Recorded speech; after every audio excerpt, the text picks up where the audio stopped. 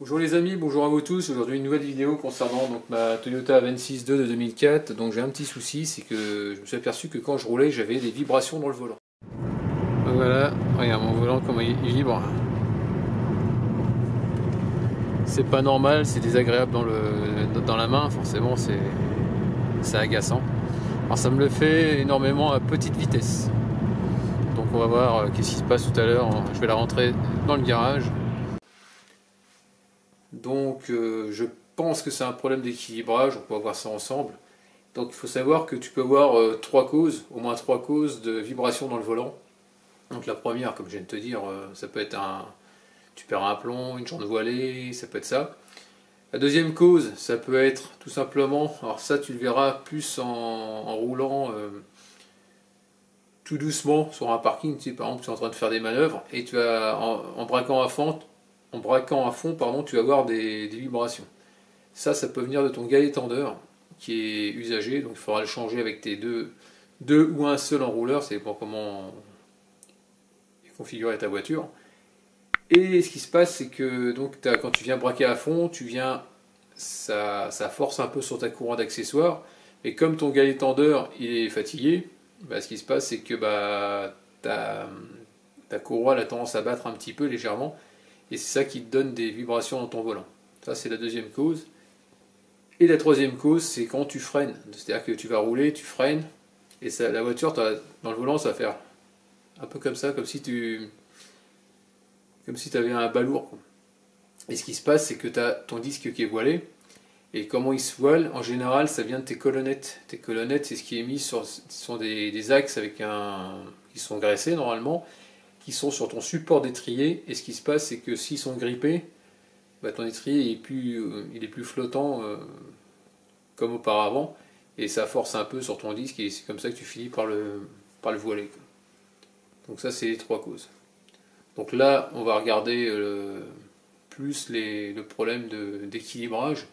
Donc ça tombe bien, j'ai acheté deux pneus, ça fait au moins 3 mois que je les ai. On va en profiter parce qu'ils arrivent au témoin d'usure.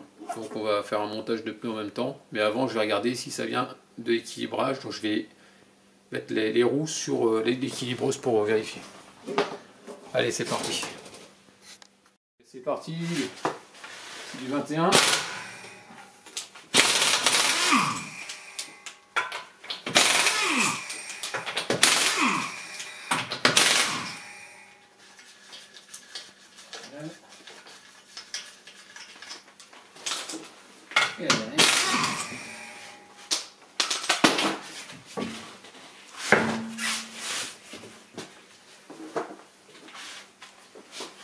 Voilà, ce que j'ai pas dit, c'est qu'il faut vérifier, voir s'il n'y a pas du jeu dans les roues. Je vais de te montrer. Tu mets tes mains à 9h15 et à 6h, et tu viens bouger, et comme ça. Déjà, ça va te permettre déjà de voir s'il y a un problème déjà à ce niveau-là. Bon, j'ai regardé, il n'y a aucun jeu des deux côtés. Donc tu retires le trou, pareil. Hein. Là, c'est parti.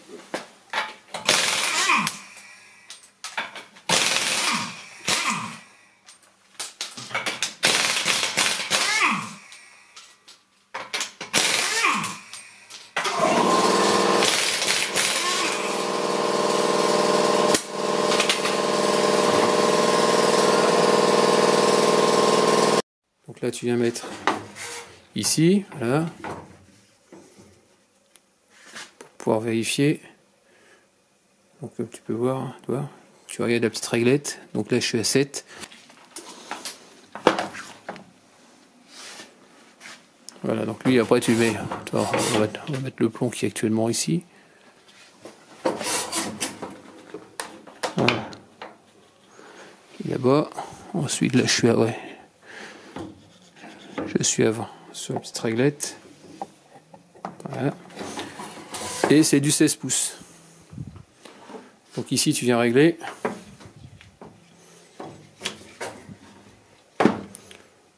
Fallu. Donc là je me suis mis là-haut. Donc on a 17. Après je me mets à 20. Et ensuite je me mets à 16. Voilà, tout simplement.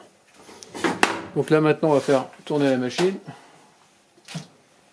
On va baisser le capot. Voilà. Et on va voir.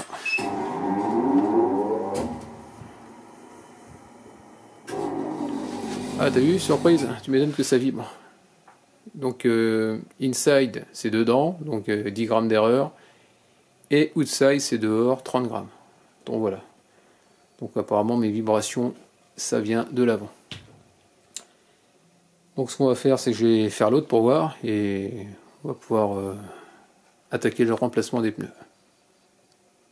Allez, c'est la deuxième roue. Bon, c'est les mêmes mesures, hein, donc c'est pas la peine de reparamétrer. À 0 et j'ai 20 d'erreur, toi. 20 d'erreur côté extérieur. Donc voilà d'où vient mon déséquilibre. Allez, c'est parti, on démonte tout et on remplace les pneus. Donc c'est parti, là j'enlève le but, le bouchon de valve.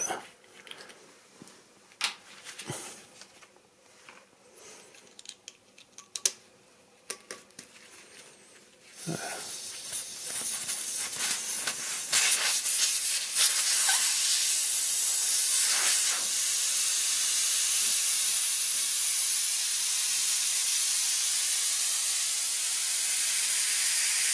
Donc là t'enlèves les vieux plombs.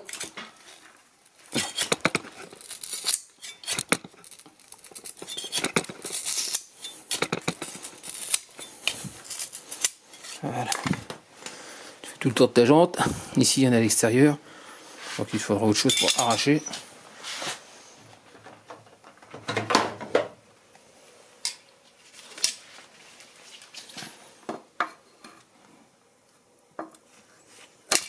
Voilà, c'est bon, il n'y a plus que maintenant à enlever le pneu. Donc là je vais appuyer là-dessus. Et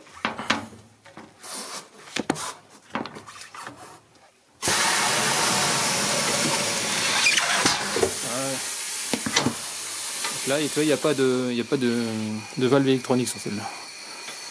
Donc si tu en avais, tu as intérêt à écarter de façon à ce que lui, en décollant, il t'arrache pas ton capteur. On fait l'autre côté.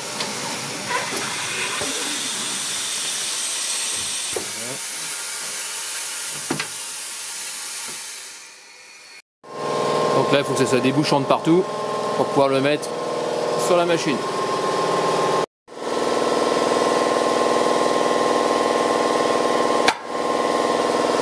J'ai appuyé sur le bouton pour verrouiller. Là, on va décoller tout le pneu.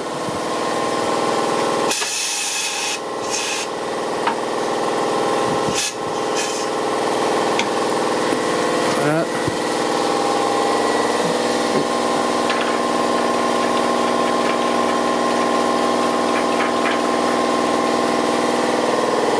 Et maintenant on va faire rouler, tourner. C'est celle-là. Ça va se décoller.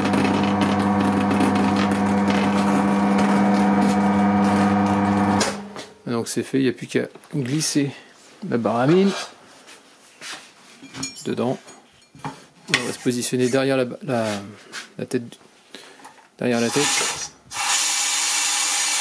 De façon à ne pas abîmer la jante. Et après je vais être obligé d'appuyer sur le pneu.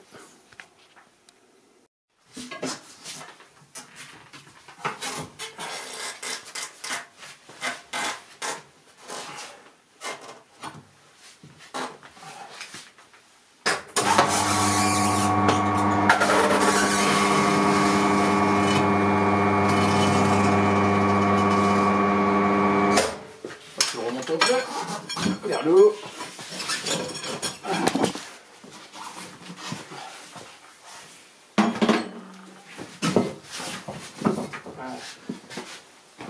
On passe la baramine, tu vas chercher le bas du pneu.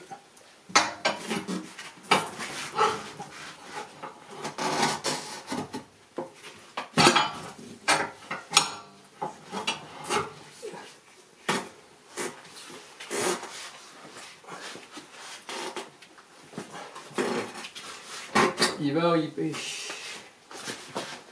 Bouge pas.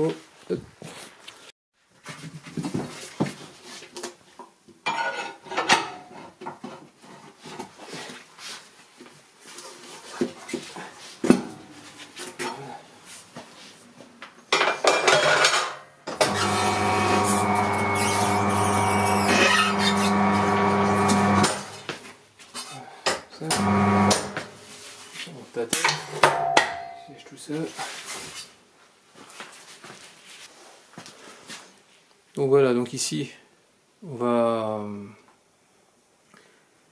Toi, tu as deux types de valves, plus grosses et bah, des plus longues et des plus petites. On va vérifier. Donc là, ce que je vais faire, c'est que je vais enlever la vieille. Je vais la couper.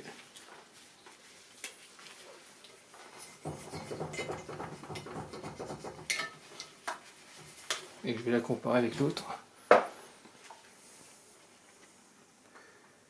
Ouais, c'est pas une petite, c'est une longue qui va dessus. Voilà. Et puis il suffit de remettre la neuve. Hop. Le bouchon. Tu mets ça dedans. Hop. Et tu viens visser.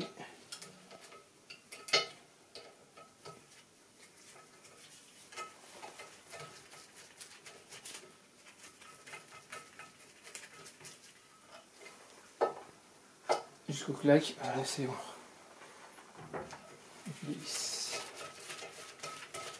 Ensuite, on va nettoyer tout le... Vous voyez, ici, c'est tout noir. On va enlever tout ce qui est gomme, parce que si tu as de la gomme, le problème c'est que tu risques d'avoir une crevaison lente par le temps. Parce que ça va t'écarter le flanc du pneu, et tu vas voir, tu seras embêté. Là, tu vas voir les morceaux de gomme qui vont partir. Voilà. La saleté qui s'accumule.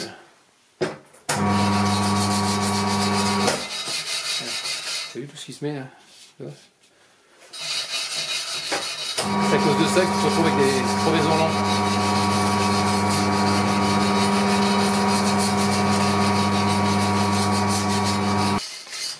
Voilà.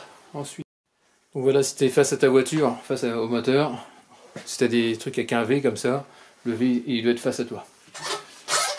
Après, tu as une façon de pouvoir les contrôler, c'est qu'ici tu as une flèche rotation qui te dit. Après, tu as inside ou outside. Inside, c'est dedans, c'est-à-dire côté vers l'intérieur de la voiture. Et outside, c'est dehors. C'est comme ça que tu arrives à savoir le sang. Donc là, ce que je vais faire, c'est que je vais graisser vite fait le... J'ai fait une vidéo là-dessus, pour avoir. Donc là, je vais graisser, mettre du savon tout autour, des deux côtés, sur la jante, partout, pour que ça puisse glisser dessus. Et puis, on remet ça en place. Allez, on remet.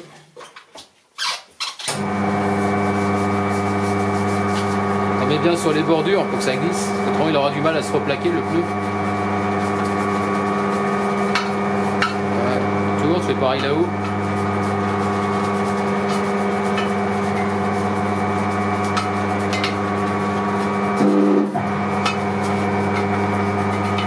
Voilà. Sur le pneu, dedans.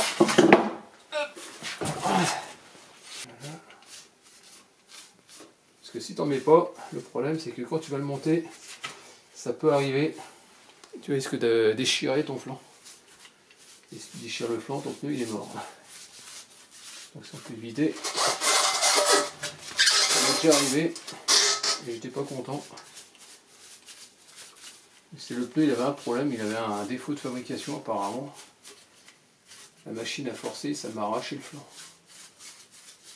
Voilà, la petite couronne. Bon, voilà. Donc là maintenant, on fait gaffe au sens. Donc là c'est la roue gauche. La roue gauche. La roue gauche comme ça. Bon, ça veut dire que ça serait comme ça. Ouais, comme ça.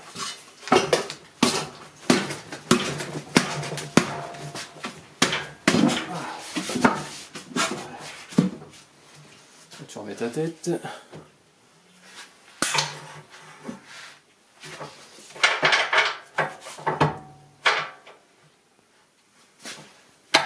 Vérifie. Hop.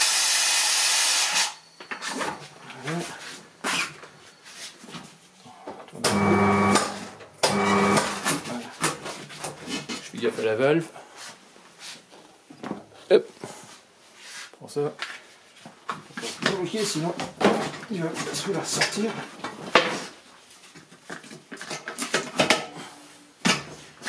Allez, c'est parti.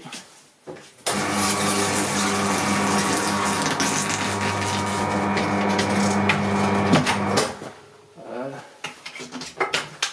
C'est fait.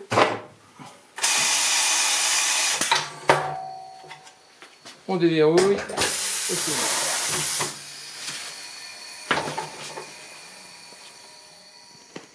Allez, c'est parti, on lève les plombs.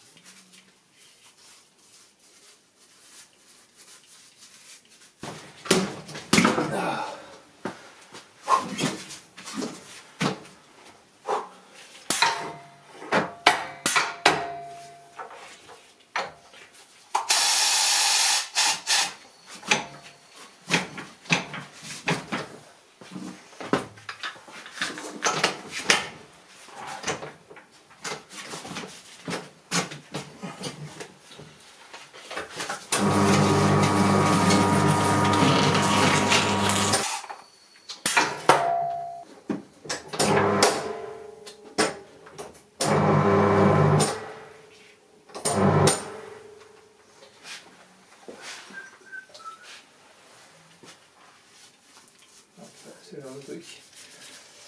C'est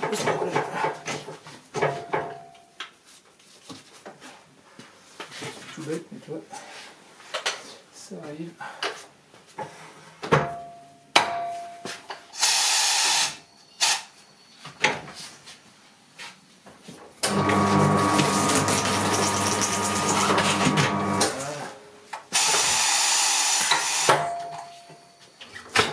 Ça arrive de se mettre en travail.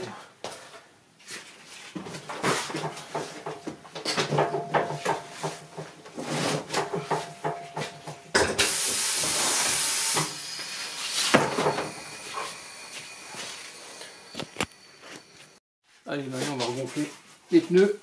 Donc on va recoller le pneu sur la jante.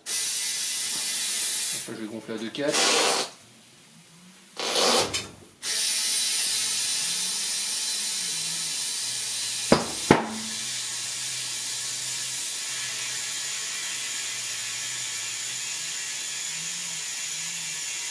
Allez, c'est clair. Voilà.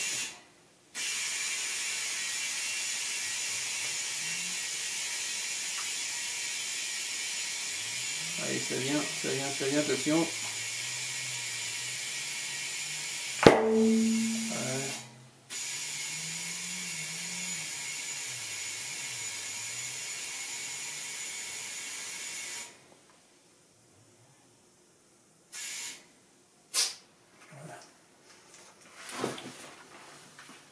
On met le bouchon et on passe à l'autre.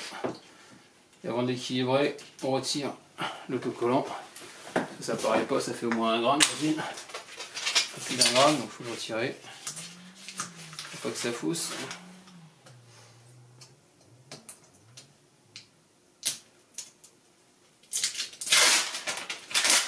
Voilà.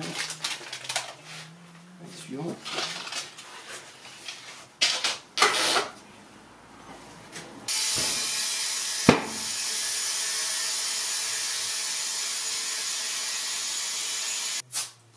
Le 4 aussi également, nickel. Donc là logiquement j'aurais pas réglé la machine, pourquoi? Parce que tout à l'heure j'étais ici. Mais là je vais pas mettre des plombs comme c'était mis sur la jante, je vais mettre des plombs à coller, que ce soit à l'intérieur comme à l'extérieur. Et là, tout à l'heure j'étais ici, donc j'étais à 7, juste en bordure. Et là je vais aller un peu plus loin, parce que je vais coller ici. Voilà, juste là. Et donc là je suis à 8. Donc on va modifier le réglage de la machine. Voilà. Et là on va se mettre à 8 tout simplement. 7 et 8. Là ça bouge pas, on est toujours à 20. Et là c'est toujours du 16 pouces. Donc ça change pas. Allez c'est parti, on fait tourner. Et on va regarder ce que ça affiche.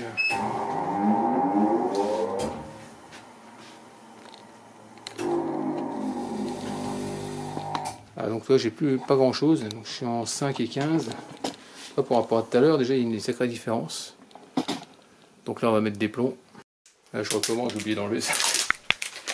Ah là là. Bon, c'est pas grave, on refait tourner. Un tour gratuit.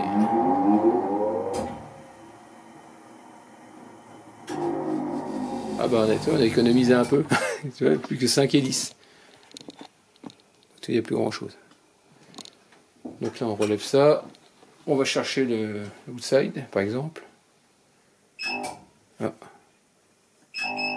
Donc outside, donc qu'on appelle ça, mon balourd il est en bas, donc mon plomb je dois le mettre à midi ici. Donc là, je vais nettoyer ma jante. Bon, j'ai mis de l'acétone. Voilà. Sinon ça colle pas.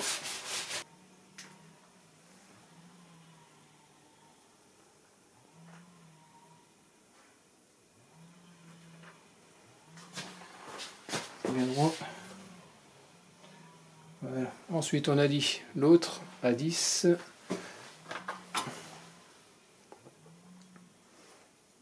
Là c'est l'intérieur. Hop.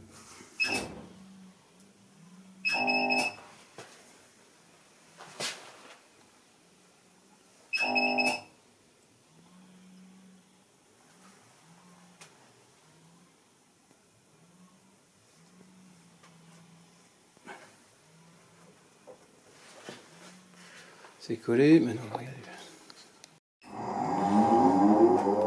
Allez, je revérifie. Alors que c'est bon. Là, toi, il n'y a plus rien. 0. Et si je fais en fine, toi, j'ai 4 d'un côté et 1 2. Je suis en dessous de 5, donc je suis dans la tolérance, donc c'est nickel. Allez, c'est parti, je fais la deuxième. Allez, je vais tourner la deuxième. Et combien maintenant? 15 et 25. Donc, il y a un peu plus de poids à mettre. Bon, on fait exactement la même manip. Il ne me reste plus que le 15 à mettre.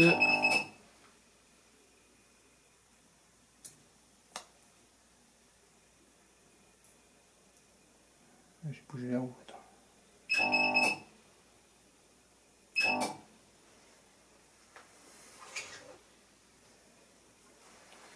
Allez, c'est parti.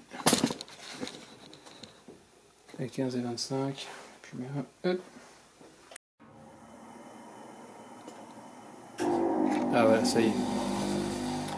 0, c'est équilibré. Donc là, je rappuie sur les plombs pour bien les coller, puis ce sera bon. Plus qu'à remonter les roues et tranquille. On va faire les essais, voir si mon tremblement est parti. Voilà. Allez les amis, ça y est, c'est parti, on va faire un essai sur route. Tiens, moi ça. Tu vois le volant, je touche même pas. J'ai l'impression que tout est revenu droit. Ah, franchement, il n'y a même plus de vibration, plus rien. Essai concluant. Sur celle-là, j'avais jamais fait les pneus, du moins à l'avant. J'avais fait que les pneus à l'arrière, c'était tout. Donc celui qui me les a fait, il m'a vraiment fait ça comme un charlot, quoi. Comme d'habitude. Donc voilà, là je suis tranquille, ça marche, plus de soucis. Donc voilà, ce que je peux te dire, c'est que alors, normalement, si je dis pas de bêtises, quand tu roules à une vitesse supérieure à 100 et que ça vibre, ça vient de tes roues arrière. Et si c'est inférieur donc à 100, là, comme c'était le cas, hein, c'est tes roues avant. Normalement, c'est comme ça. Donc voilà, terminé pour ce tuto. Donc comme tu as pu voir, c'est un problème d'équilibrage. Donc pour que tu le saches, si ça vient, donc si tu roules par exemple à 110, logiquement c'est des vibrations dans le volant, ça vient de l'arrière. Si tu es là comme moi à faible vitesse, ça vient de l'avant. Donc voilà ce que je peux te dire. Bon, en espérant que ce petit tuto t'ait plu, n'hésite pas à me laisser des commentaires comme d'habitude, avec des j'aime ou j'aime pas, pense à t'abonner, pense à actionner la petite cloche de notification si tu veux voir d'autres vidéos de ma part. Et puis je te dis à très bientôt. Ciao.